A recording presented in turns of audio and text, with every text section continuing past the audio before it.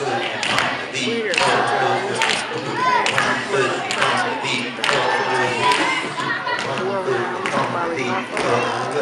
you know what? Rabbit, you win the race every time.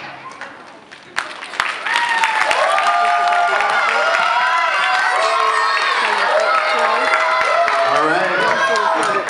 Remember, slow and steady wins the race. You guys are such good story helpers.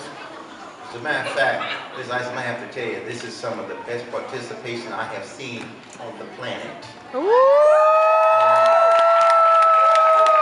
Right there in lockstep. It's not hyperbole. It's straight up. Ladies and gentlemen, let me tell a story called, wait for it, The Dark, Dark Forest. The Dark, Dark Forest. Here's the deal. Listen closely. I will tell you the story of the dark, dark forest, one sentence at a time. You tell it back to me. Okay? I will be your audience of one. However, if I move my hands to make the story come alive, you mirror what you see me perform. These are the trees of the dark, dark forest. Practice that for a second. Wiggle around and think, oh, that's big forest. That's 10,000 acres. Okay. Hands in your laps, palms down. And repeat after the storyteller. Once upon a time, in the dark, dark forest. In the dark, dark forest. There was a dark, dark road. Down the dark, dark road. There was a dark, dark house. In the dark, dark house. There was a dark, dark door. In the dark, dark door. There was a dark, dark hall. Down the dark, dark hall. There were some dark, dark stairs. Up the dark, dark stairs. There was a dark, dark hall. Down the dark, dark hall. There was a dark, dark closet. In the dark, dark closet. There was a dark, dark box. In the dark, dark box was a stove. Get yourself around in the box. Get that boogie man out of that box.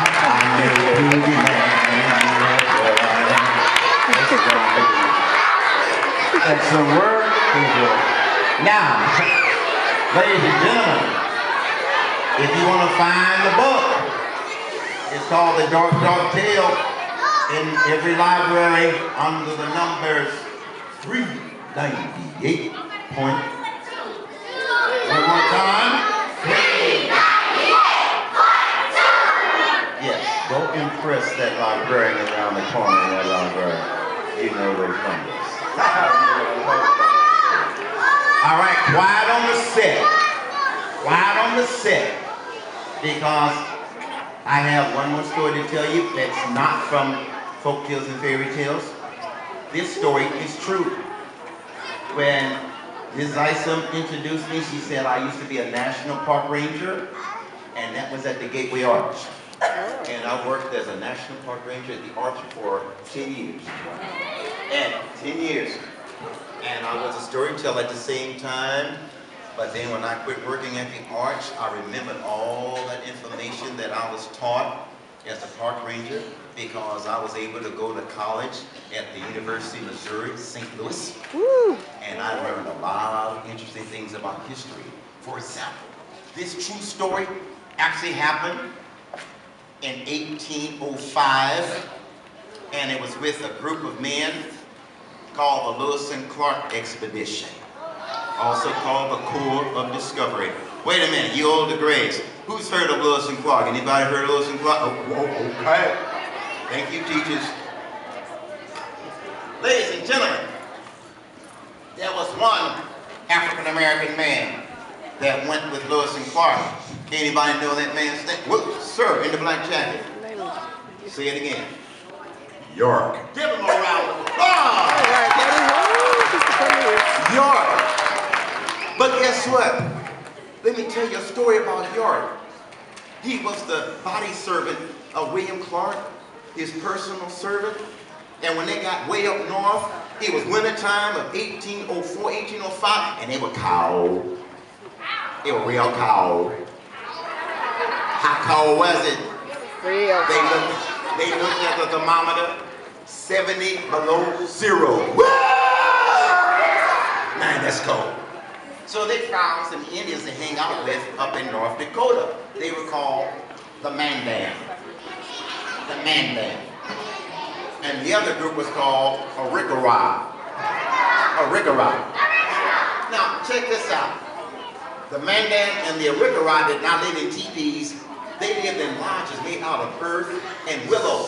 What they would do, Central, they would take willow branches because they bent, tied with rawhide to make the frame, and take dirt and grass called sod and pack it around while it was wet and let it dry. So in the summertime, it kept it in the cool, and in the wintertime, it kept it in the heat.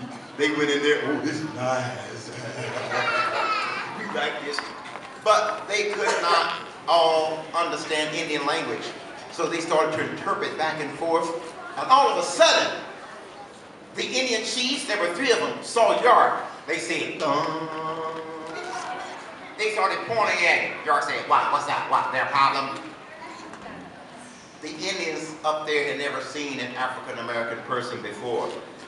In all the thousands of years that the Indians have lived on this continent, York was the first African-American person they had seen. And guess what? They thought his skin color was paint.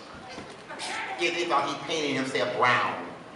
You know why? The bravest warriors, the most powerful warriors, the most courageous warriors in all the Indian villages would paint themselves with brown paint. So they thought York was real brave.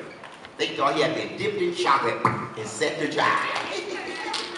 The chief had to rub off his paint. York asked the interpreter, what are they doing? Rubbing off their paint.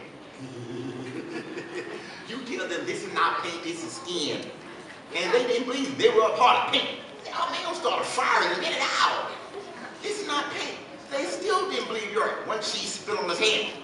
Hey man, that's nasty. I don't do that anymore. When they were finally convinced it was not paint, it was his skin tone, guess what? They thought York was a supernatural creature, a shapeshifter. When Clark started that, he told the Indians that York was a shapeshifter who could change from a bison buffalo into a man on 2 legs. So the kids and the Indian men and women started looking at York. Well, he's brown, got an afro and a beard, look like a buffalo to me. He'll be on 2 legs. So the children in the Indian village started poking York in the legs, seeing if he was real. Y'all know how children are. York had an idea. He pretended he was changing back to an animal. Those